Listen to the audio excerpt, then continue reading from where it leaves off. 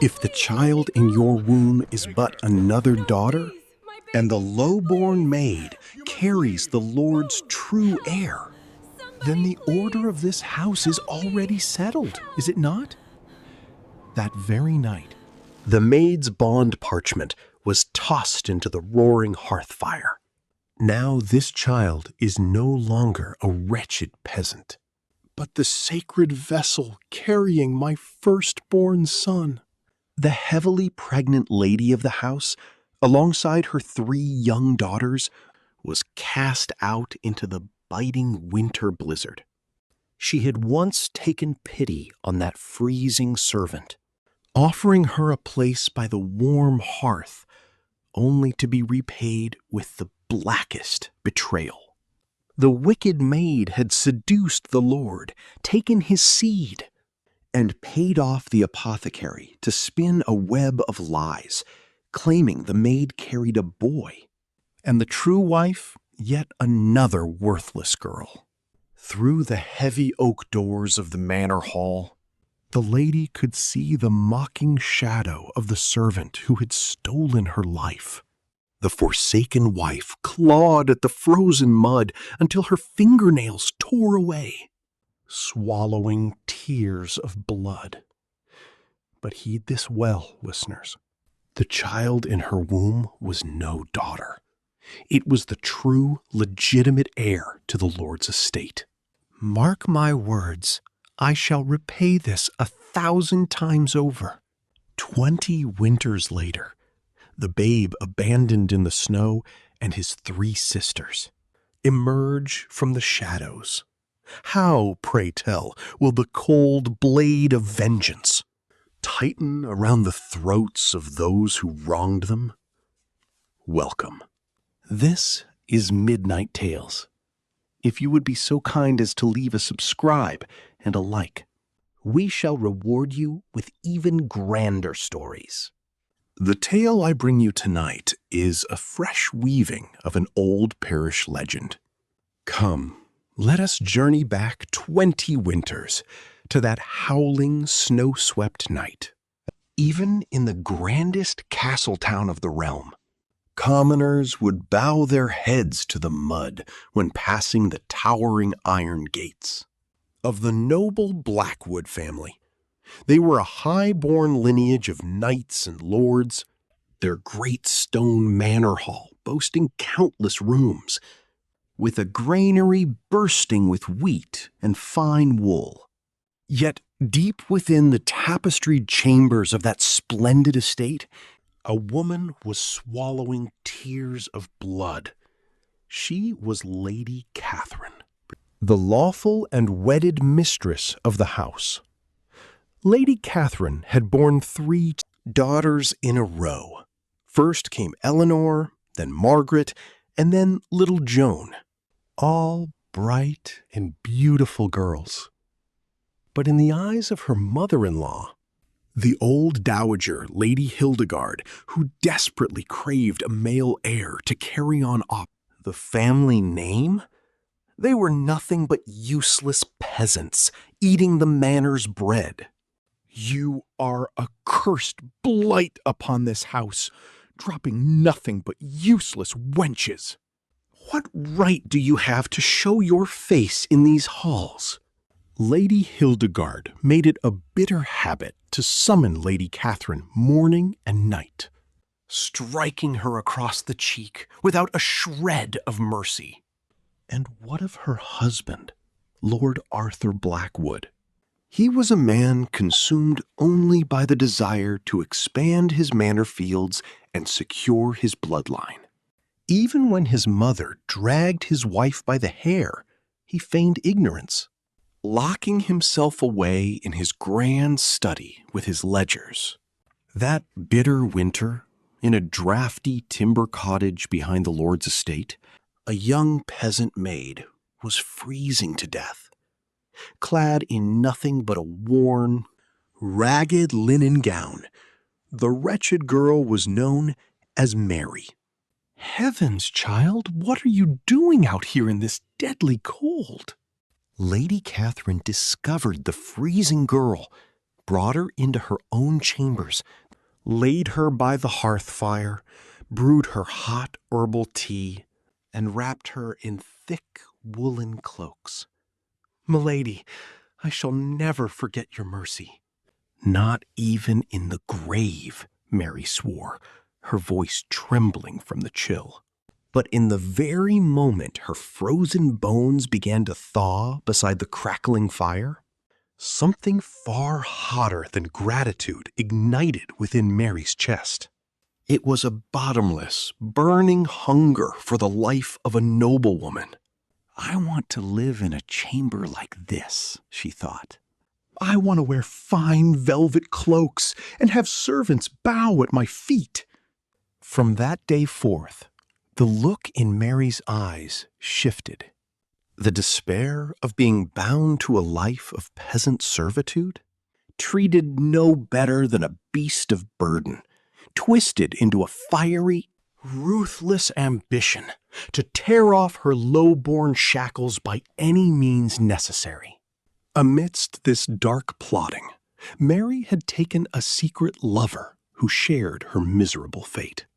It was Thomas, the Manor's stable hand. He was a broad-shouldered, handsome young man, but having been worked like a mule under the yoke of servitude his entire life, his eyes were heavy with deep, unspeakable sorrow.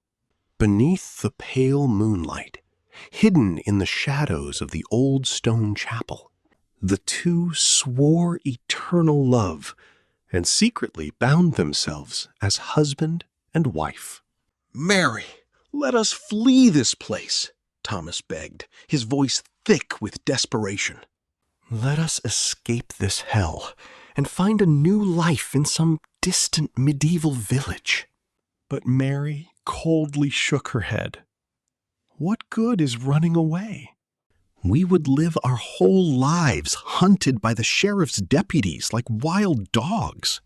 That is not the life I desire." Then, one fateful day, Mary realized a change within her own body. She was carrying Thomas's child. If the Lord's household discovered a low-born maid was with child, she would surely be whipped within an inch of her life.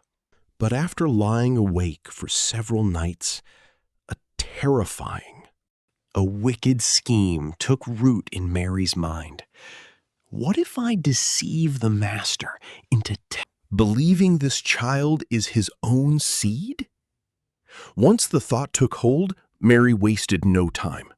Whenever Lady Catherine was called away to suffer the dowager's cruel abuses, Mary would quietly slip into Lord Arthur's private chambers. She would tend to his needs, massaging his tired shoulders, looking up at him with wide, teary eyes, and subtly offering her youthful charms. "My lord, you must be so weary," she would whisper. "Allow this humble servant to ease your burdens." Lord Arthur, whose affection for his lawful wife had long since grown cold as stone, was easily swayed by the fresh, youthful scent of the young maid. On a moonless night, Lord Arthur pulled Mary into his bed by the hearth. Mary did not hide this dark deed from Thomas. "Thomas, it is done," she told him in the shadows. "The master has laid hands upon me. Now the child in my womb shall be hailed as a nobleman's heir." Thomas ground his teeth in fury, but dangled before the sweet bait of rising above his wretched station. He was forced to swallow his rage. The moon waxed and waned many times, and Mary's belly grew as round as a harvest pumpkin. But as fate would have it, Lady Catherine was also heavy with child, expecting her fourth babe. "If you drop another wretched girl this time, you shall be cast out into the mud that very day," the dowager hissed. Lady Catherine silently swallowed her tears, keeping her eyes fixed on her needlework. As the time of delivery drew near for both women, Lady Hildegard summoned Master Hughes, the most renowned apothecary in the parish, to read their star signs. But Mary had already been busy. Using the hidden stash of silver coins Thomas had scraped together over a lifetime, she had secretly bought the apothecary's loyalty. Master Hughes first divined Lady Catherine with a sour, dismissive grimace. He shook his head. "Milady, it is another daughter. The celestial omens are very frail. It is undoubtedly a girl." Dowager Lady Hildegard let out a heavy, disgusted sigh, while Lord Arthur did not even bother to cast a glance in his wife's direction. Lady Catherine simply bowed her head, biting her trembling lip. Next, the apothecary turned his attention to Mary. Suddenly, his eyes widened in feigned absolute shock, and he bowed deeply. "Praise the heavens! The child in this maid's womb is undoubtedly a strong, a healthy boy, a future knight who shall bring great glory to your lord's estate." Hidden in the shadows of the manor hall, Thomas and Mary exchanged a silent, wicked glance of triumph. Lady Hildegard's face twisted in a complex knot of pride and disgust. "My firstborn grandson," she muttered. "Yet drawn from the tainted blood of a low-born peasant wench?" She made no effort to hide her distaste. But soon enough, she let out a long sigh and nodded her head. "But still, it is far better than a lawful wife who does nothing but drop a litter of useless girls. Even if he is half peasant, a male heir must carry on the noble line. What else can be done?" Lord Arthur, too, licked his lips, gazing at Mary with newfound greed and satisfaction. Meanwhile, Lady Catherine sat pale and utterly broken. Her own unborn child was condemned as another daughter, while the wretched maid was praised for carrying the manor's savior. To be tossed aside simply because a peasant carried a boy? The gut-wrenching sorrow and humiliation she felt could not be described by mortal tongues. A few days later, to completely steal the lawful wife's place, Mary enacted her final venomous scheme. Right before the dowager's eyes, Mary threw herself down the cold stone steps of the courtyard. "Milady pushed me," she shrieked, clutching her belly. "She means to murder the young master." Lord Arthur came running, and Mary collapsed into his arms, squeezing out perfectly crafted, treacherous tears. "You venomous, jealous witch!" Lady Hildegard roared, her heavy hand striking Lady Catherine viciously across the face. Clutching her swollen belly, Lady Catherine fell to her knees on the cold stones, begging and pleading her innocence, but her desperate cries were drowned out by the dowager's relentless blows and scattered into the wind. Furious, Lord Arthur marched to his oak desk, pulled out Mary's bond parchment, and cast it straight into the roaring hearth fire. "Tomorrow I shall send a purse of silver to the sheriff's court and have your name written into the parish records as a freeborn woman," he declared. Then, turning his cold, bloodshot eyes upon his household guards, he bellowed, "Take this wretched woman who seeks to ruin my noble house with her endless daughters." And throw her out the castle road? My lord, I beg of you, I am near my time. Lady Catherine sobbed, cradling her heavy womb and clinging desperately to her husband's leather boots. But Lord Arthur kicked her away with a heart of ice. Near your time? Have you no shame? Do you mean to pollute my hall with yet another useless wench? Drag her out this instant. As Mary, now elevated beyond her wildest dreams, shared a vile, triumphant smirk with Thomas behind the dowager's back, Lady Catherine was dragged out into the freezing mud, unable to utter another word. Her 3 shivering young daughters were tossed out beside her. It was a night of blinding, merciless snow, thrown violently onto the frozen castle road with nothing but a few meager, battered pots. Lady Catherine and her little girls huddled together, desperately trying to share what little warmth they had left. Through the heavy iron gates slamming shut, the long shadows of Lord Arthur and Mary could be seen, laughing and warming their hands by the fire. Lady Catherine dragged her heavy body through the blizzard and fell to her knees in the snow. She clawed at the frozen, unforgiving earth until her fingernails cracked and tore away. Even as warm blood seeped from her fingertips, she did not stop. Right at that moment, a blinding, agonizing pain ripped through her abdomen. Dark blood stained the hem of her wool dress. The brutal, freezing winds of the winter famine had forced her into early labor. Biting down on her lips so hard it bled, Lady Catherine buried the bloody snow beneath her boots. Supported by her frail daughters, she stumbled blindly through the rain-soaked lane, one agonizing step at a time, until they reached an abandoned, rotting timber cottage near the river crossing. And there, in that desolate, freezing shack, her 4th child was brought into the world. It was a boy. "William," she whispered, her breath turning to mist in the freezing air. "Your name shall be William. You are the cold blade of vengeance the Lord Almighty has granted this mother."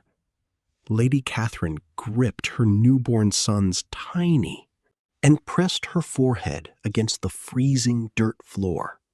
"I swear upon my soul I shall repay this hell 1,000 times over." As her chilling vow was carried away by the howling winter winds, the seeds of a bloody, catastrophic ruin for the Blackwood family began to take root in the dark earth. 20 harsh winters passed since that night of the howling gale. The fragile babe born in that rotting river shack had grown into a young man with shoulders like iron and eyes as cold as a winter grave. In the absolute dregs of the muddy market square, with no lord to protect them, Lady Catherine had raised her 4 children by taking in mending, sewing rough linen and wool until her fingers were raw and bleeding. Even working her hands to the bone, it was a wretched existence, barely scraping together enough pennies for a stale loaf of barley bread and thin soup each day. One dark night, the 4 siblings knelt before their mother by the dim light of the hearth fire and swore a blood oath.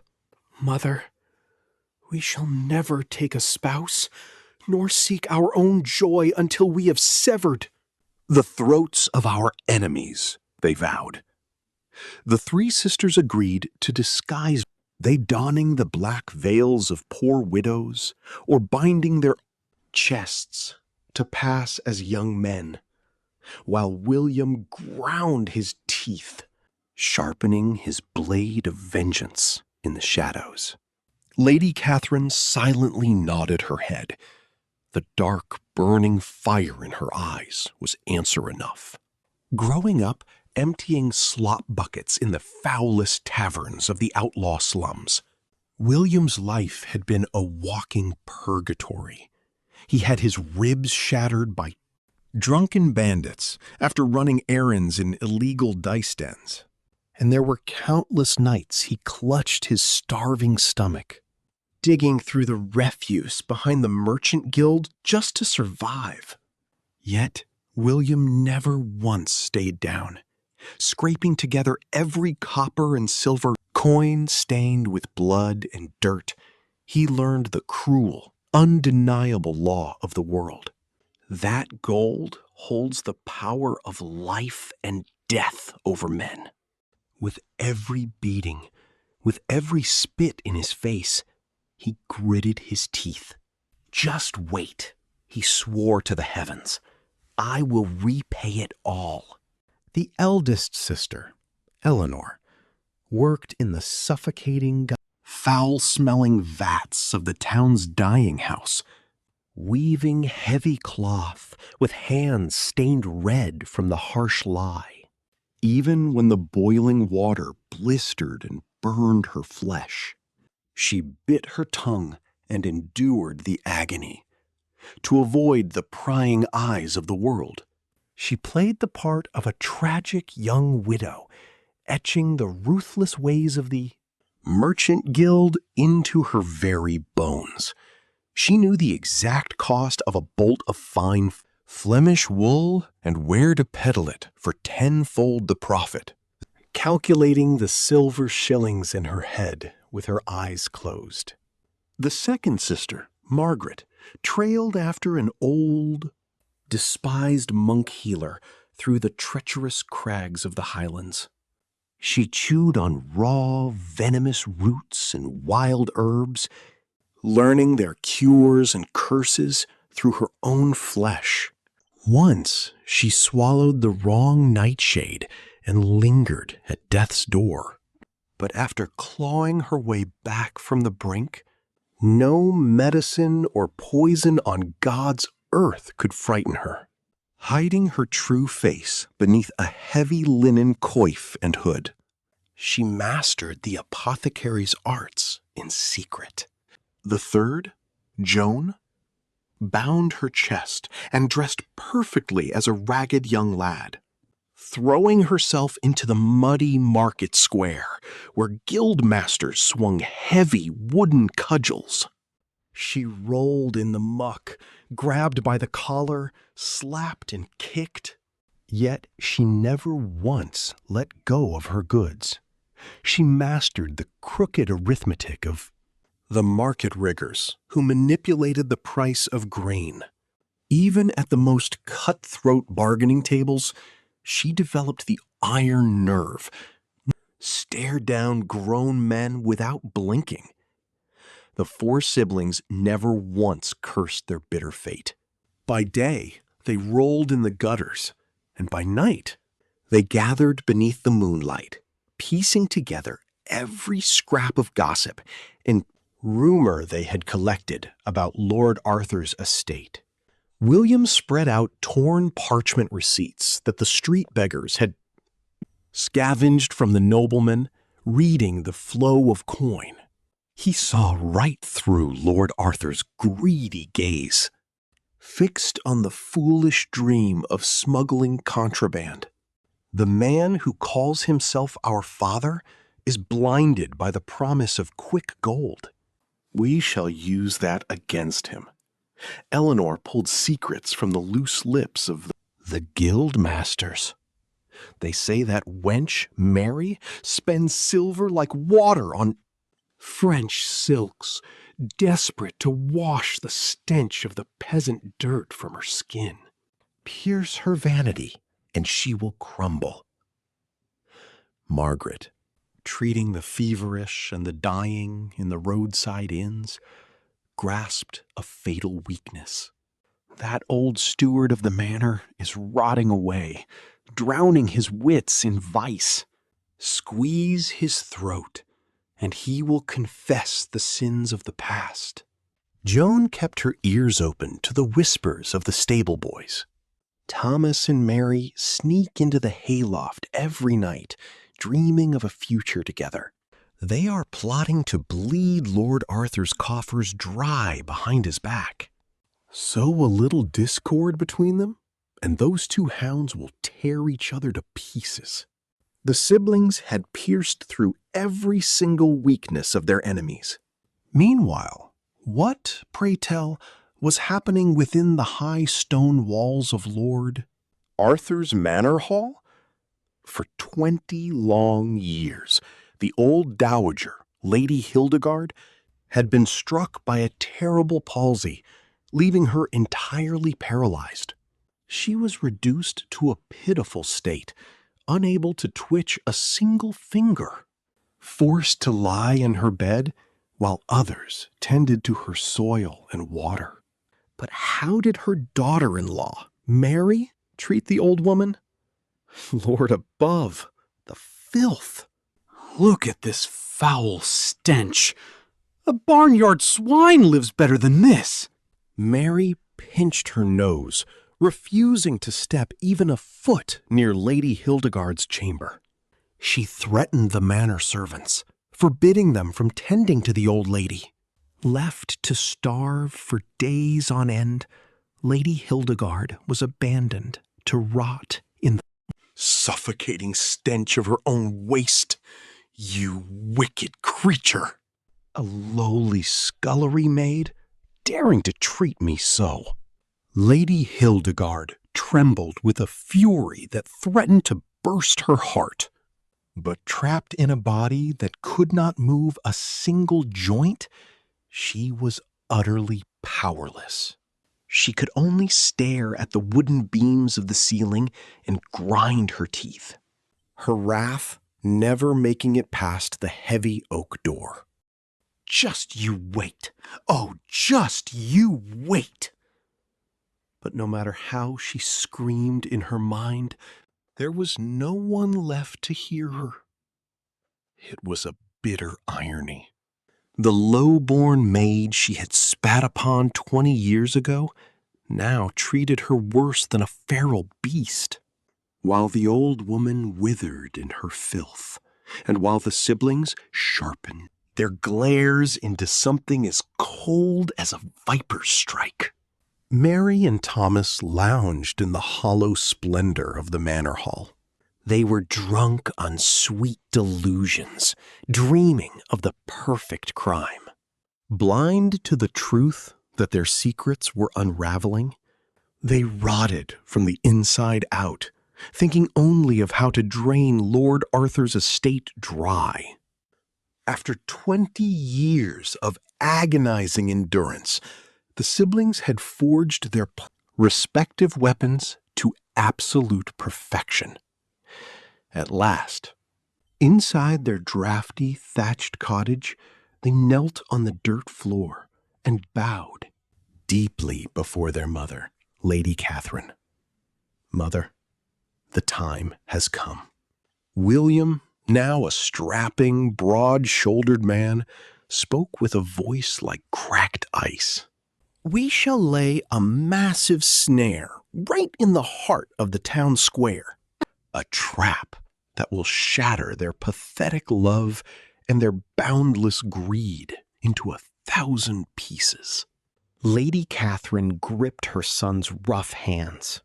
The day she had waited 20 agonizing years for had finally arrived. Tears welled in her eyes, but they were not tears of sorrow.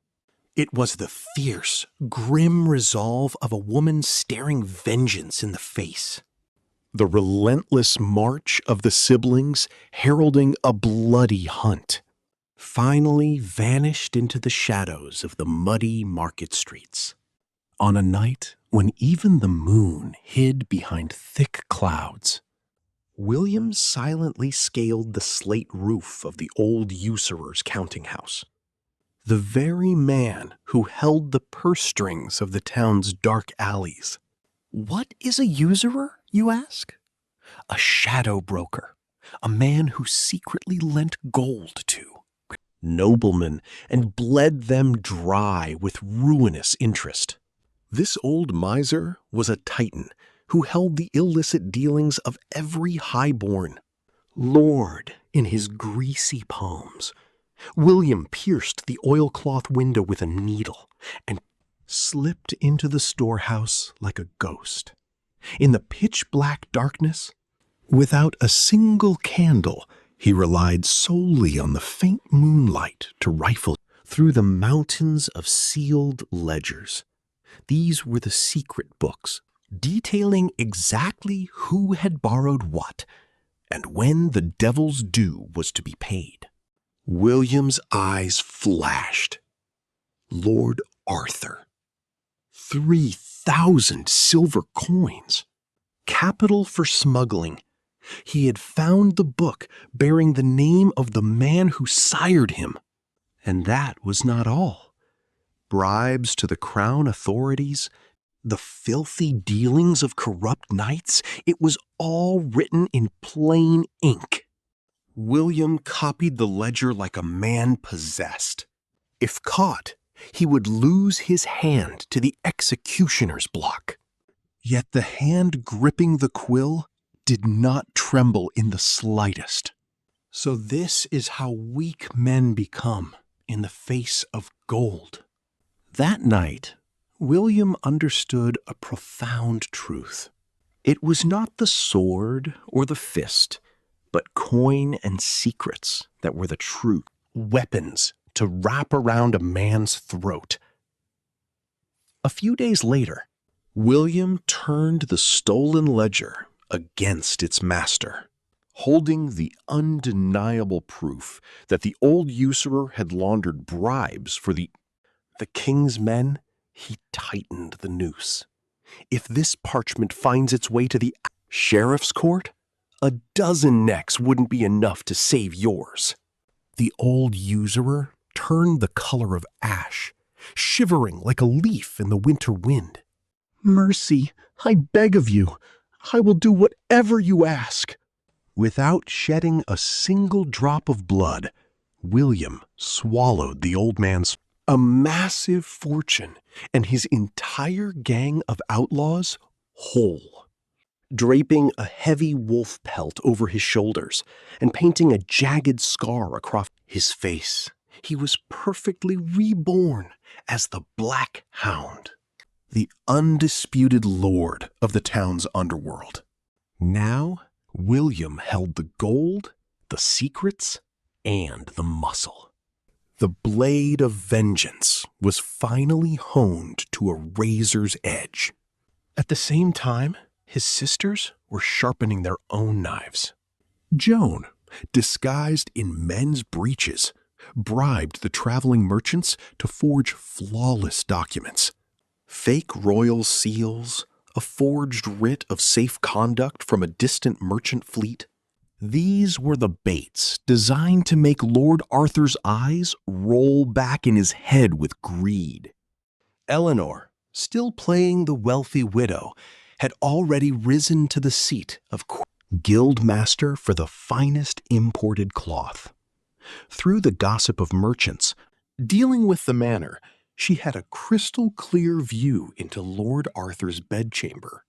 They say that wench Mary is siphoning off a secret fortune in her own name, keeping it hidden, even from Thomas.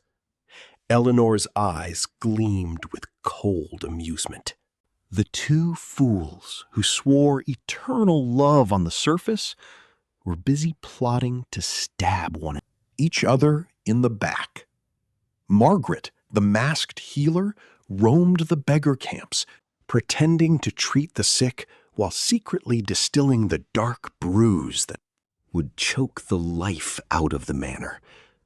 Numbing draughts to cloud the mind, a rare truth root to loosen the tongue, and potent hallucinogens to shatter the senses. When the night deepened, The four siblings gathered in their crumbling cottage. They spread out the ledgers and forged writs, meticulously tuning their parts. In the grand play, I will set the first trap, Eleanor declared. I will pierce Mary's vanity and drown her in a debt so massive the heavens will weep. The manor's coffers will be bled completely dry. Joan nodded. And I will use that desperation. I will toss a fake venture right into Lord Arthur's lap. I will whisper that investing in smuggled rare spices will yield 10 times the profit. William smiled, a terrifying sight. Then Arthur will have no choice but to seek me out for a loan. That is when I take the deed to the manor fields and every scrap of property he owns as collateral. Margaret added the final nail, and I shall drive a wedge between Mary and Thomas. If I poke at their wretched inferiority and their desperate instinct to survive, the two hounds will tear out each other's throats. It was a flawless mechanism of cogs and wheels. One trap triggered the next, and that trap called forth another in a relentless chain reaction of ruin. Lady Catherine sat beside her children, stubbornly wearing her worn wool dress instead of fine linen.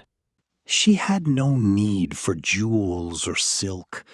Vengeance was the only pillar keeping her upright in this world. This board you have set, your mother will watch it unfold to the bitter end. Lady Catherine's voice was low, but forged of iron. The bitter sorrow of 20 years was packed entirely into those few words. With 20 years of cunning strategy and massive wealth perfectly in place, William rose to his feet. It begins. It was time to pull the trigger on the first trap, aimed straight for the windpipes of Lord Arthur and his two treacherous servants. Above the stone roof of the manor hall, swollen with foolish dreams, a dark storm cloud began to roll over the English sky, heralding a rain of blood. In front of the very oak doors where Lady Catherine and her daughter had been, cast out barefoot in the snow 20 years ago, a grand wooden cart rolled up. Stepping down with absolute authority was the eldest daughter, Eleanor, now the most powerful cloth merchant in the realm. Welcome, Guildmaster. The lady of the house expects you. Guided by a servant, Eleanor stepped into the main hall. It was the exact room she had faced 20 years ago. The room where her mother had swallowed tears of blood as she was dragged away. Yet Eleanor's face betrayed not a single ripple of emotion. Sitting proudly in the lavishly decorated hall was Mary, plump and dripping with excess. The freezing, dying scullery maid from 20 years ago was gone. In her place sat a woman with greased cheeks, draped in a fine linen gown, playing the grand mistress of the house. Is this truly the French silk worn by the queens across the sea?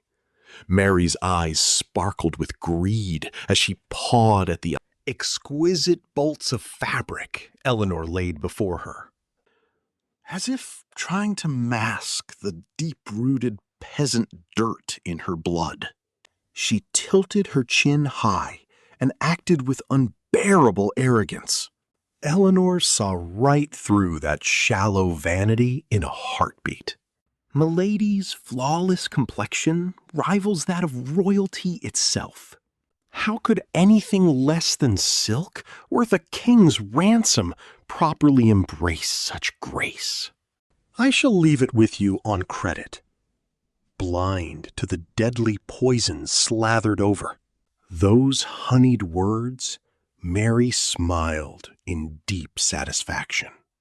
Oh my, you certainly have an eye for true beauty. Blinded by endless vanity, Mary recklessly pressed her wax seal onto a ledger of credit for an astronomical sum she could never hope to pay, entirely behind Lord Arthur's back. As Eleanor left the manor, she stepped over the stone threshold. It was the exact spot where her mother had been dragged out, bleeding, 20 years ago. A chilling, frosty smile spread across Eleanor's lips, though Mary, entirely oblivious, noticed nothing. A few days later, the heavy iron-studded gates of the manor sounded as if they were being smashed to splinters. Pay for the silk. Bring out the silver coins this instant, or we'll tear this place to the ground. It was the ruthless debt collectors, sent by Eleanor, swarming the estate. The enforcers wreaked havoc, smashing the household goods and causing an absolute uproar. Clay crocks in the courtyard were shattered to pieces, and the servants screamed in terror. What in God's name is the meaning of this? Lord Arthur rushed out in a panic. But the collectors did not care in the slightest. The mistress of the house owes us 3,000 silver coins for her cloth. If the debt is not settled by nightfall, we take this to the sheriff's court. 3,000 silver coins? Lord Arthur's eyes bulged from his skull. To learn that his wife had incurred such a ruinous debt without him knowing? Single thing about it? His insides boiled over as if he had swallowed hot coals. Has the wretched woman gone mad? Where in the blazes did she drag that kind of coin from? Lord Arthur seized Lady Mary by the hair and bellowed in rage. But it was no use crying over spilled milk. Choked by the crushing weight of debt and his pride dragged through the mud, Lord Arthur frantically wandered the muddy market square, desperately seeking a place to borrow the coin he needed. Driven into a corner, he found himself in the dim, ale-soaked back room of a local tavern. A broker, feigning pure coincidence, sat down beside him. This was the third sibling, Joan, flawlessly disguised as a young gentleman. Your face is clouded with sorrow, my lord. Does some heavy burden weigh upon your mind? Lord Arthur let out a heavy sigh. I am in dire need of a large sum of silver, but I have nowhere to turn. Joan's eyes gleamed beneath her hood. Well, it is a blessing we met. I know of a certain venture. If you invest in the smuggled spice trade from the distant east, they say you will see a 10-fold return in just a fortnight. 10-fold? The flames of greed flared in Lord Arthur's eyes. Is that the honest truth? Of course it is, but the required stake is steep. They do not let just any commoner join the fold. Lord Arthur swallowed hard. His desperation, mixed with the sudden lust for a massive fortune, clouded his reason entirely. Where could I borrow such a sum? Joan clapped her hands together as if she had been waiting for that very question. It was a signal. In the dark corner of the tavern room, a heavy woolen curtain was drawn back. From behind it emerged a man of imposing stature, draped in a thick wolfskin cloak. His face was marred with scars, and he radiated a chilling, murderous aura. This was the master of the Black Hound Guild, the man who controlled the underworld's coin. It was William himself. William did not spare a single glance of recognition. For his father, Lord Arthur, he merely took a heavy leather pouch and poured a blinding cascade of heavy silver coins onto the wooden table. "Are you the infamous master of the Black Hound Guild?" Lord Arthur breathed heavily, staring at the mound of silver. The sheer weight and gleam of the coins had completely blinded him to all reason. William spoke in a low, rumbling voice. "I will not ask about the interest, but I require collateral." "Collateral, you say? Hand over the deeds to your manor hall and all the estate's fields." Lord Arthur flinched. To pledge the lands passed down through generations of his bloodline was not something he could do easily.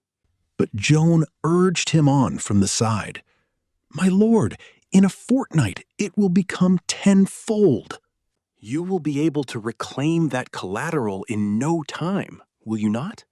The crushing pressure of the debt collectors, the sweet temptation of the smuggler's trade, and the mountain of silver coins piled right before his eyes paralyzed Lord Arthur's mind completely.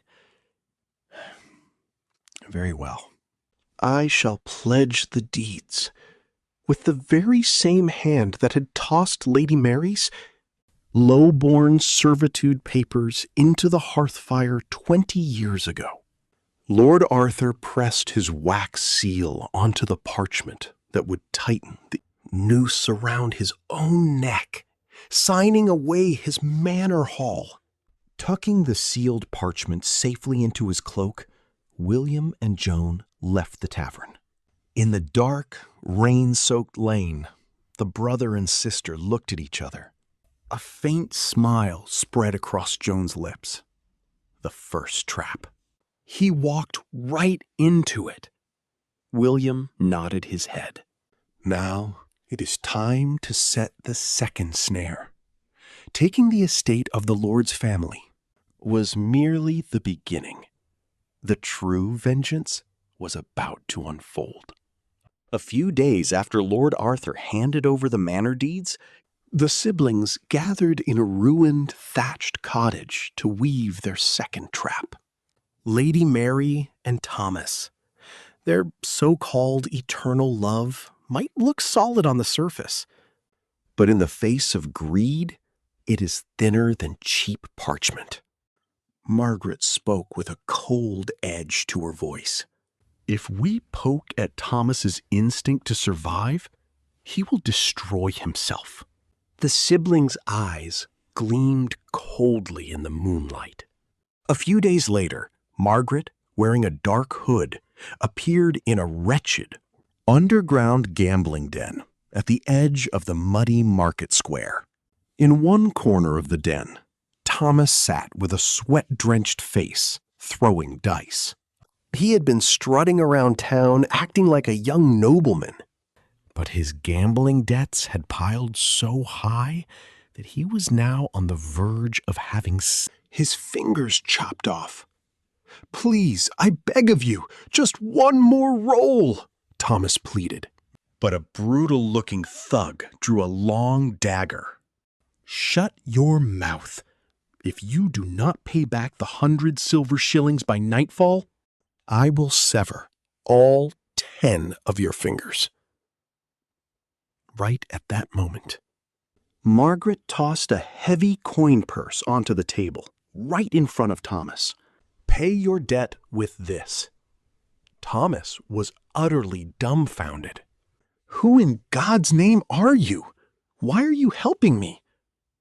Instead of answering, Margaret handed him a mug of the strongest, most bitter ale.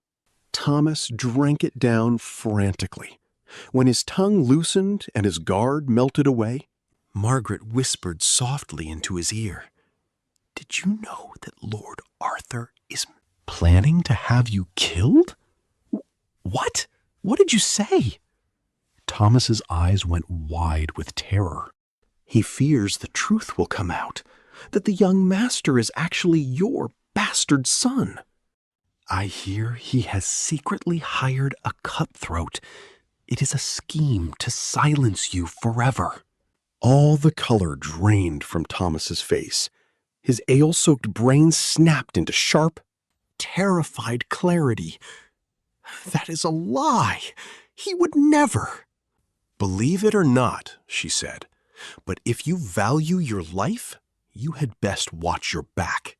Margaret left only those words and vanished into the shadows. That night, Thomas could not sleep a wink. Lord Arthur wants to kill me. What if he truly sends a blade in the dark? This was no longer a simple grievance. It was a matter of life and death, consumed by fear and a bitter sense of betrayal. Thomas stumbled around drunk, shouting out his grievances. "Lady Mary's boy is my blood. He is my own flesh and blood." In the corner of the tavern, an alehouse girl, who had been bribed by William, heard every single word. Thomas's desperate, drunken rant was captured perfectly by her ears. The next day, when Lord Arthur visited the tavern, the bribed girl approached him, pretending to tremble with fear. "My lord, I have heard something too terrible to speak aloud." "What is it?" "Your servant, Thomas. He was drunkenly shouting that your young master is actually his own flesh and blood." Lord Arthur's face turned crimson with rage. "What did you say?" "He slapped the girl across the cheek." "How dare you spread such vile rumors?" But the seed of doubt, once planted, is not easily uprooted. As Lord Arthur left the tavern, those words echoed endlessly in his mind. Surely not. Good God, it cannot be true. That night, Lord Arthur stared down at the face of his sleeping son. The rounded brow, the broad jaw, the thick lips. Suddenly, the image of Thomas's face flashed in Lord Arthur's mind. A cold chill ran down his spine. The boy's features bore a terrifying resemblance to the servant. No, it cannot be. God, no! Dripping with cold sweat, Lord Arthur confronted Lady Mary. "You there! What is your relationship with that wretch Thomas? Tell me the truth." Lady Mary glared at him fiercely. "Where on earth did you hear such low-born gossip to make you doubt your own precious heir? You have lost your mind, my lord." She raised her voice, sharply turning the attack back onto her husband. But Lord Arthur's suspicions did not fade. From that day on, keeping a dagger hidden beneath his cloak, he began to watch Thomas's every move. To make matters worse, another secret exploded into the open. It was discovered that Lady Mary had been secretly siphoning off estate funds behind Lord Arthur's back to fund her extravagant lifestyle. The debt owed to the merchant guild for the fine wool and linen, the silver coins stashed away in secret, all of it had gone straight into her personal purse. "You wretched woman!" Blinded by fury, Lord Arthur grabbed Lady Mary by the hair and threw her down into the muddy courtyard. "You have been bleeding me dry!" Lady Mary screamed. "Ah, mercy! Have mercy!" From a corner of the courtyard, Thomas watched the whole scene unfold. The woman who had sworn eternal love to him 20 years ago was being beaten to the brink of death. And what did Thomas do? He did absolutely nothing. Crushed by the terror of Lord Arthur's bloodshot eyes and the rumor of the hired cutthroat, he cowardly looked away, keeping his head down. With a bloodied face, Lady Mary looked up at Thomas. Her eyes were filled with a desperate, agonizing resentment. You coward! Was this what our love amounted to in the end? That night, the 20-year romance between Lady Mary and Thomas shattered into 1,000 pieces. Lady Mary was thoroughly disgusted by the man who had turned a blind eye to her, suffering while Thomas boiled with anger at the woman who had dragged him into this deadly peril with her lord's violent wrath. Resentment and distrust blazed like a hearth fire in both their hearts. As if the heavens were cursing him, a servant who had been sent to the coastal docks came sprinting back in a panic. "My lord, a disaster has struck." "What is it?" The merchant ship carrying the rare spices from the east was caught in a fierce storm. It capsized and sank to the bottom of the sea. Lord Arthur's vision went completely dark. It was news that his entire fortune, staked upon the deeds to his manor hall, had vanished beneath the waves. Of course, this was nothing but a false rumor.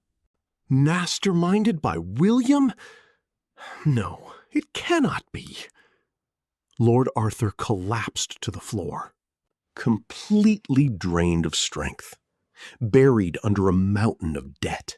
Lord Arthur sat in despair, while Lady Mary and Thomas glared at one another with betrayal and terror. The grand manor hall, trapping these 3 wicked souls, had transformed into a perfect hell of their own making. Behind the backs of these enemies, who were now at each other's throats, the chilling gazes of the 4 siblings glinted in the shadows. With his estate on the brink of absolute ruin and engulfed in paranoia, Lord Arthur belatedly began to regain his senses. This is strange. It is far too strange. Staring at the timber ceiling all night. With bloodshot eyes, the pieces of the puzzle in Lord Arthur's mind began to snap into place. The cloth merchant appearing and offering Lady Mary such massive credit, meeting the broker by pure chance at the tavern, and the master of the Black Hound Guild lending him a vast fortune at that exact moment. Every single event fit together perfectly, like the iron cogs of a mill wheel. Could it be that someone has lured me into a trap? Lord Arthur secretly dispatched the brutal men-at-arms he used for his dirty work. Scour the area around that bastard who played the broker. Find out if he is in league with the guildmaster. The hired thugs began to prowl around the inn where Joan was staying. The net was slowly tightening. When word of this reached William, a dark shadow fell over his face. William, Lord Arthur has unleashed his hounds. Joan's hideout is on the verge of being discovered. It was an urgent warning brought by Eleanor. William closed his eyes for a moment. It was a crisis of life and death. If they were caught by the tail now, 20 years of meticulous planning would turn to ash. But a cold, sharp smile spread across William's lips. Good. We will use this crisis to our advantage. To our advantage? We turn Lord Arthur's suspicions away from us and directly into his own bedchamber. If we shove irrefutable proof that his heir's bloodline is false right under his nose, the man will have no time to look outward. William's eyes gleamed like frost. Deep in the night, Margaret, her face hidden beneath a dark hood, slipped silently into the decaying cottage of Apothecary Hughes. The small room was thick with the foul smoke of poppy tears, and Master Hughes was thrashing and groaning, his body twisting from the agony of withdrawal. The silver coins he had received 20 years ago as a bribe for his false omens had run dry long ago. Now he was a broken ruin of a man who could not survive a single day without the dream weed. Oh, just a little poppy tear. If I only had a drop. Master Hughes clawed blindly at the empty air, writhing on the dirt floor. Right then, Margaret stepped out from the shadows. In her hand, she held a small pouch of the finest, most potent poppy resin, its heavy scent filling the air. Is this what you desire? Master Hughes's eyes snapped open wide. Where? Where did you get that? Please, I beg of you, give it to me. The apothecary crawled on his belly and desperately grabbed at Margaret's boots. He was a man who had entirely sold his soul to a vile addiction. Margaret slowly dangled the pouch right in front of his nose. Let us make a bargain. Confess to the sin you committed 20 years ago, and this medicine shall be yours forever. Confess? Write down how you took a bribe from Lady Mary and Thomas to falsify your omens of her womb. Take this quill and write down every single detail. Master Hughes's face turned ashen pale, but his desperate craving for the poppy, tears easily overpowered his fear. I understand. I will write it all. With trembling hands, Master Hughes uncorked the inkwell. And there, upon the parchment, he began to write down the gruesome, undeniable truth of what happened 20 years ago. Lady Mary carried Thomas's child, but deceived the Lord into believing it was his seed.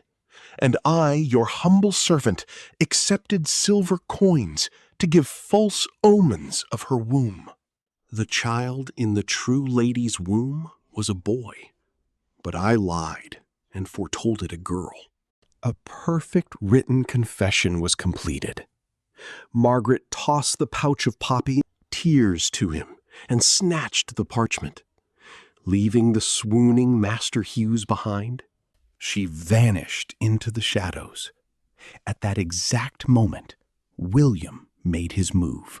Hiding a blood-stained dagger and the confession inside his cloak, he vaulted over the stone wall of Lord Arthur's Manor estate as lightly as a forest beast. Inside the master's bedchamber, Lord Arthur was staying awake with bloodshot eyes, waiting for his hired outlaws to report back. William drove the dagger straight into the heavy oak doorframe, spearing the parchment onto the blade. Then he faded into the darkness like smoke. At the break of dawn, Lord Arthur opened his chamber door. What is the meaning of this? Finding the blade and the sealed parchment lodged? In the wood, Lord Arthur tilted his head in confusion. He pulled it loose and began to read the confession. 1 line, 2 lines, 3 lines. Lord Arthur's face flushed a furious, boiling red. His hands began to tremble violently. The eldest heir. The heir is Thomas's seed? The child in my true wife's womb was a boy? Lord Arthur's eyes bulged, looking as though they might burst from sheer horror and rage. He let out a roaring bellow like a wounded wild boar. The heir he had raised with such precious care for 20 years was nothing but a low-born servant's bastard, and the lawful wife who carried his true bloodline had been cast out into the winter snow by his own hands. That gruesome truth shredded whatever was left of Lord Arthur's soul into miserable pieces. Lord Arthur immediately recalled the cutthroats he had dispatched. Forget the guildmaster and the broker. Surround Lady Mary's chambers and Thomas's quarters at once. Lord Arthur's eyes were brimming with murderous intent. Now, the tip of his sword was no longer pointed at his outside enemies, but directly inside his own manor. The moment Lady Mary saw that look in Lord Arthur's eyes, she knew death was upon her. If I stay here, I am a dead woman. Lady Mary desperately sent a secret missive to Thomas. Though they had turned their backs on each other like bitter enemies, they had no choice but to join hands to survive. Tonight, we pack whatever jewels are left and flee. If we stay in this hall, we both die. Thomas received the hidden note and gave a grim nod. Faced with Lord Arthur's murderous wrath, the only people they could trust were each other. The two deceivers resolved to make their escape that very night. But they were completely unaware. They did not know that every single piece was moving exactly according to William's grand design. The siblings had not shed a single drop of blood on their own blades. By merely manipulating guilt, fear, and vile greed, they had turned Lord Arthur's violent wrath entirely inward, destroying his house from the inside. The stage for their execution was flawlessly set. The heavy storm clouds parted, casting a bleak, pale moonlight over the muddy courtyard of the Manor estate, right around the midnight hour. Lady Mary and Thomas held their breath, carrying a massive sack as they stood before a hidden breach in the rear stone wall. Inside the heavy sack was a fortune of silver coins, gold chains, and jewels they had siphoned away over 20 years. "Hurry now, before the guards catch us," Thomas whispered with desperate urgency. But at that exact moment, the look in Lady Mary's eyes twisted into something wicked. "I am sorry, Thomas." Lady Mary violently yanked the heavy sack from his grasp. But she fully intended to leave him behind and flee alone. "You treacherous witch!" Thomas fiercely grabbed Lady Mary's wrist. The two of them tangled and crashed into the mud, clawing and striking at each other like rabid hounds over the sack of silver. "You meant to abandon me and run off alone, and you meant to cling to Lord Arthur and sell me to the hangman's noose." The two lovers, who had once sworn eternal devotion, were now crumbling into wretched, pathetic creatures before their own shallow greed. Right then, torches suddenly flared up all around them in the darkness. "Hold where you stand." Lord Arthur stepped out from the shadows, gripping a blood-stained harvesting scythe. Behind him, the manor guards and hired cutthroats held their torches high, sealing off the stone wall without a single gap. Lord Arthur's eyes were completely unhinged. His bloodshot gaze held nothing but the promise of slaughter. You low-born parasites who sucked the marrow from my bones! Lord Arthur let out a deafening, beastly roar. You played me for a fool for 20 years! 20 years! Lord Arthur's scythe slashed through the cold air without a shred of mercy. The rusted blade tore through Thomas's shoulder, sending a spray of warm blood into the night. Thomas collapsed into the mud, screaming in agony. But Lord Arthur did not stop. Like a madman possessed by a demon, he swung the heavy scythe, hacking at Thomas without pause. Driven into a corner, Thomas pulled a hidden dagger from his tunic in a desperate bid to survive. You insane old fool!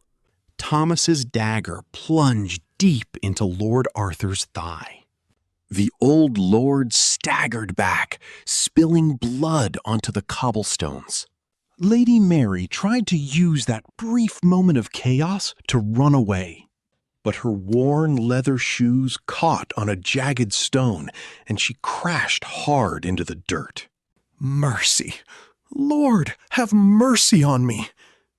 Lady Mary crawled on her belly, begging for her life. But the spectacle unfolding before her eyes was hell itself. Her master and her secret lover were rolling in the mud, covered in blood, trying to tear each other's throats out. To save her own skin, Lady Mary grabbed a heavy cobblestone from the ground. She began to blindly smash it down on both Lord Arthur and Thomas's heads as they wrestled. Die! Just die, both of you! Her manic, crazed screams pierced the night sky. The master and the woman he had embraced for giving him a glorious heir.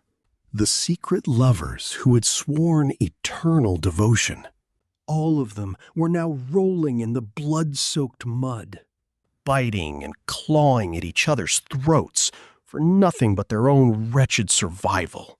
Right at that moment, the massive iron-wrought gates of the manor hall shattered open with a thunderous crash. Dozens of the king's men, armed with halberds and chainmail, poured into the courtyard. Through the sea of torches, the high sheriff drew his broadsword and roared, "Hold your ground! Bind them all in irons!" The sheriff's deputies surrounded 3 bloodied figures, and from behind the lines of armed men, a woman draped in the finest velvet cloak walked forward with an expression as cold as a winter frost. It was Lady Catherine. By her side stood her 4 children, lined up shoulder to shoulder. William, the towering young man who had wiped away his fake scar. Eleanor, who had shed her disguise as a mourning widow. Margaret, who had lowered her apothecary's hood. And Joan, who had removed her merchant's cap and boyish attire. The exiled family, cast out into the freezing snowstorm 20 years ago, had returned in absolute triumph. William pulled a sealed parchment from his cloak, bearing a heavy red wax seal. It was the deed to the Manor estate, signed and stamped by Lord Arthur's own hand. William held the parchment right before the bloodshot eyes of the gasping, bleeding Lord Arthur. Do you know who the master of the Black Dragon Guild is? The man who now holds your throat in his hands? Lord Arthur looked up at William with eyes full of disbelief. William spoke, his voice like cracking ice. I am the child who was in the womb of the lawful wife you threw into the winter snow. I am your true blood, your rightful heir, William. Lord Arthur's eyes rolled back in shock, What? What did you say? Master Hughes told me you were a girl. That was his lie. I am a man. I am your true-born son. White foam began to spill from the corners of Lord Arthur's mouth. The three sisters stepped forward. Eleanor spoke first. Lady Mary, the wealthy silk merchant who played upon your vanity and buried you in debts, was me. Margaret followed. Thomas, the hooded healer who whispered false rumors into your ear, was me. Finally, Joan spoke. Lord Arthur, the guild broker who tricked you into handing over the deed to your manor, was me. The sisters' voices cut through the damp night air. The daughters you threw away like trash for being girls are the ones who blinded you, beasts, and set this entire stage. Lord Arthur trembled violently in absolute horror. Lady Mary and Thomas stared blankly into the dark sky, letting out hollow, broken gasps like madmen. Lady Catherine slowly walked forward. She cast a freezing gaze down upon the crowns of the three sinners kneeling in the mud. 20 years ago, you drove me out into a blinding snowstorm when I was heavy with child. Lady Catherine's voice was low, but as sharp as a winter frost. That night, I gave birth to my son on the frozen earth. I clawed at the icy dirt until my fingernails tore away, and I swore an oath to God. I swore I would return this pain 1,000-fold. Lady Catherine spat coldly right onto Lord Arthur's face. But it was not me who dragged you down into this hell. 20 years of sorrow burned like a raging hearth fire in Lady Catherine's eyes. It was your own rotten, festering greed that devoured you. Margaret handed a heavy leather satchel of evidence to the High Sheriff. Master Hughes's written confession, Lady Mary's secret ledgers of debt, Thomas's stolen silver logs, and Lord Arthur's sealed parchments funding outlaw smugglers. The undeniable proof of fraud, forgery, and adultery was laid bare for the Crown's justice. The sheriff gave a stern nod. The evidence is absolute. Drag them all to the dungeons. The king's men mercilessly threw thick hemp ropes around the necks of the three villains, whose wealth and bloodline had all been built on lies. Mercy, please have mercy. Lady Mary thrashed against her bindings. I was deceived. Thomas forced me to do it. Thomas screamed back at her. Lies! You wicked witch! You plotted everything! Seeing the ugly, wretched sight of them tearing at each other until the bitter end, even the hardened castle guards turned their heads in disgust. Lord Arthur could not speak a single word, foaming at the mouth. He fainted and was dragged away by his boots through the mud. As the three villains disappeared into the darkness, only the dark red stains of blood remained in the courtyard. Lady Catherine and her 4 children stood in silence, watching the backs of their fallen enemies. It was the moment their 20 years of bitter sorrow were finally washed away. The architects of this gruesome tragedy met a miserable end in the cold stone dungeons. Lord Arthur was sentenced to the executioner's block for squandering his state's wealth on fraudulent wagers and forging royal writs to fund smugglers. Lady Mary and Thomas were found guilty of high treason against their lord. deceiving the master, committing adultery, and falsifying the noble bloodline. They were hanged together from the gallows. On the day of the execution, the muddy market square was swarming with a massive crowd of townsfolk. They say those are the vile sinners of Lord Arthur's fallen house. A low-born maid playing the lady of the manor?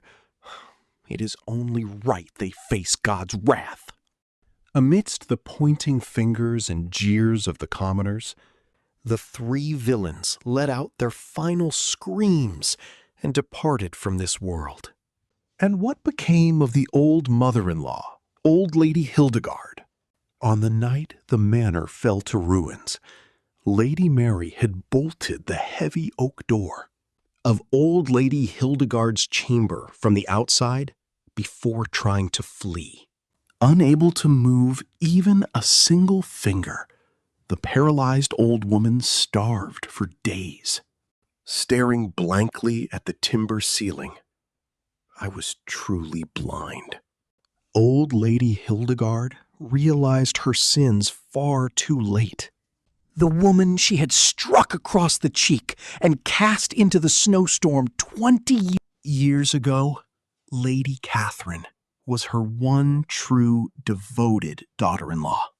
That sweet girl never once showed a hint of resentment, despite all my cruel scoldings, and I fell for a wicked maid's whispers and chased my faithful daughter away. Hot tears streamed down old Lady Hildegard's deeply wrinkled cheeks. After the sinners were dragged away, old Lady Hildegard was evicted from the estate and left on the cold cobblestone street, lying there like a corpse in her paralyzed state. She quietly breathed her last breath a few days later, consumed by starvation and the biting winter chill. As a man sows, so shall he reap. It was the inescapable law of divine justice. Once the crown had seized and settled the estate's debts, William, as the lawful debt holder, took full possession of the manor hall and its vast fields. However, William refused to set foot inside the cursed hall. Tear it down. At William's command, the stonemasons and laborers rushed in. The manor hall, stained with vanity and deceit, was mercilessly demolished. Slate roof tiles shattered to the ground, massive oak beams snapped in two, and the high stone walls crumbled into dust. And upon those vast grounds, a new building was raised. It became the largest almshouse in the entire shire, a place that fed the wronged and the starving commoners until their bellies were full. Right where the grand iron gates used to stand, the very spot where Lady Catherine and her children had been chased out barefoot. Weeping tears of blood 20 years ago, warm smoke now rose into the sky. There, they served steaming bowls of thick meat stew and fresh barley bread to the poor. Thank you. Bless you, my lord. The starving peasants wept as they bowed there, heads in deep gratitude. Lady Catherine stepped down from her fine wooden carriage and quietly set foot upon the exact soil from which she had been dragged away so long ago. 20 years ago, on this very ground, she had clawed at the frozen dirt until her fingernails bled, swearing an oath of vengeance. The memory of that freezing night came rushing back with vivid, agonizing clarity. The night she had clutched her heavily pregnant belly, swallowing tears of bitter sorrow as she stumbled blindly toward the wretched, wind-battered fairy shack by the river. Lady Catherine slowly fell to her knees upon the cold, hard earth. With trembling hands, She reached out and gently stroked the frozen dirt. A single scalding tear escaped her eyes, carving a warm path down her weathered cheek. At long last, the black, venomous blood of vengeance that had been tightly knotted deep within her chest for 2 decades felt as though it was finally washing away. It is finished. It is truly finished now. Lady Catherine's frail shoulders began to heave. The torrential tears she had ruthlessly held back, refusing to shed a single drop for 20 agonizing years, finally burst forth in a flood of overwhelming emotion. Her youngest son stepped forward, his tall frame casting a protective shadow, and wrapped his strong arms around his mother's trembling shoulders. "Mother, you may rest easy now," he whispered softly. Lady Catherine squeezed her son's calloused hand with all the strength she had left. Having brought their grand vengeance to its absolute completion, the 4 siblings officially lifted the 20-year blood oath that had strictly forbidden them from taking spouses. Free from the chains of their crusade, they flourished brilliantly. The eldest daughter had risen to become the most formidable merchant in all of England, a master of trade who exported fine wool and precious silks as far as the royal courts of France and Flanders. Hearing of her immense wealth and impeccable reputation, marriage proposals poured in endlessly from the most prominent noble houses and wealthy landowners across the capital. Ultimately, she chose to wed a wise, earnest parish scholar, a man of quiet dignity and profound intellect. The second daughter made a legendary name for herself as a master healer. She possessed a God-given sight for illness, tending to the sick and dying with equal devotion, whether they were starving peasants or high-born lords. Her miraculous remedies and boundless compassion eventually earned her recognition at the royal castle, where she was widely praised and appointed as the realm's very first female royal physician. She, too, found a beautiful match, tying the knot in a candlelit chapel with a young monk healer who shared her noble calling and pure heart. The third daughter took to the muddy, dangerous roads, uniting the scattered and weary traveling merchants across every shire of the kingdom. She rose to the esteemed position of guildmaster of the Grand Merchant Guild, enforcing honest trade and driving out the cutthroats. Having restored honor and safety to the rough merchant routes, she also found a wonderful groom to share her prosperous life. As for the youngest son, the one who had once ruled the shadows, he completely eradicated the cruel, blood-sucking usurers of the underworld. He transformed into the master of the capital's greatest counting house, a place that provided fair, honest funds with silver coins and sealed parchments to poor merchants and desperate tradesmen. He discarded his feared outlaw title, shedding his dark past to be reborn as a new, righteous, respected merchant lord. He was soon paired with a young mistress from a noble household, a woman whose gentle spirit matched his newfound light. In the very heart of the capital, a magnificent new manor estate was erected. Built of sturdy stone and fine timber, it was dozens of times grander and more beautiful than the ruined lord's estate of their bitter past. Every evening, as the sun dipped below the horizon, the 4 siblings' splendid wooden carriages, drawn by fine horses, would line up before the towering iron gates. The children, having reached the absolute pinnacle of their respective fields, gathered daily to visit their beloved mother. Dressed in the finest linen gown and a warm woolen cloak embroidered with intricate symbols of long life, Lady Catherine sat upon the grand, carved oak chair in the center of the vast manor hall, a radiant smile gracing her face. Her 4 children would step forward, bowing deeply in absolute reverence, while her many grandchildren ran joyfully across the stone courtyard, their innocent chatter filling the air like the sweet songs of morning birds. "Grandmother! Grandmother!"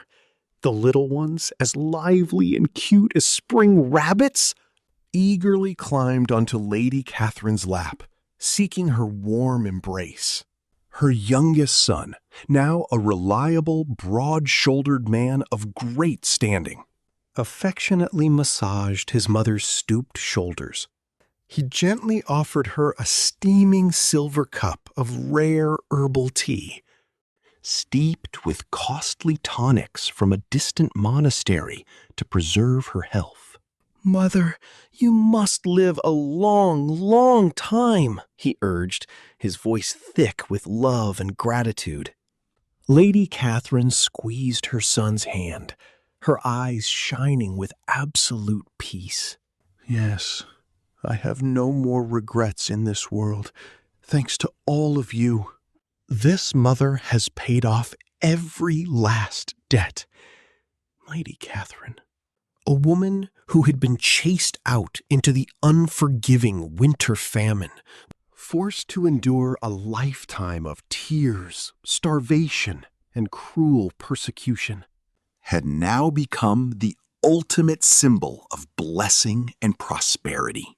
She was the woman that the grandest ladies of the realm envied above all others, receiving the utmost filial devotion from her extraordinary children. She enjoyed perfect peace, health, and joy as the undisputed mistress of a great and noble house, the filthy vanity and blinding greed of their enemies had ultimately become the very hellfire that burned their wicked house to ash.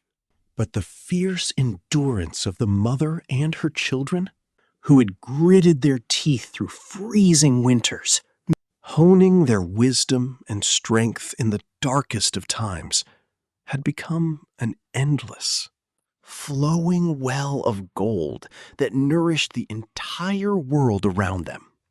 In the days and years that followed, the commoners of the realm would gather around their hearth fires, sharing this incredible tale with their children as they broke their barley bread and drank their thin soup. "Remember this," they would whisper. "Greed always brings inevitable ruin, but bone-grinding effort and a righteous heart will never betray you." The triumphant news of the Great Mother and her children, a magnificent flower blooming brilliantly over the soil of blood-red vengeance, was forever passed down among the people. It became a breathtaking legend, echoing through the muddy market squares and candle-lit chapels for hundreds of years. In a way, it was a truly tragic, yet miraculous tale. Those who repaid grace with cruel enmity were caught by the ankles of their own dark greed, collapsing entirely of their own doing. Meanwhile, the mother and children who had gritted their teeth and survived the blinding blizzard finally achieved the righteous will of the heavens. That is simply the way of the world. A seat of power gained by ruthlessly trampling upon the weak will inevitably crumble away like a castle made of loose sand. But a mighty tower built stone by stone with tears of blood, fierce love, And unyielding justice is a tower meant to last 1,000 years. I offer my deepest gratitude to all of you who have gathered around the hearth to listen to today's tale all the way to its end. If this story has moved a corner of your heart, or if you felt a satisfying release hearing justice served to the wicked, would you share your thoughts with your fellow travelers? Your warm words and raised glasses of ale are a great strength to a humble storyteller, giving me the spirit to weave the next grand tale. Toss a coin to the hat, share this legend with your kin, and I shall return to this very tavern with an even deeper, more moving story to share. May you always be in good health. May your crops be plentiful. And thank you, truly, for sharing your time with me this evening.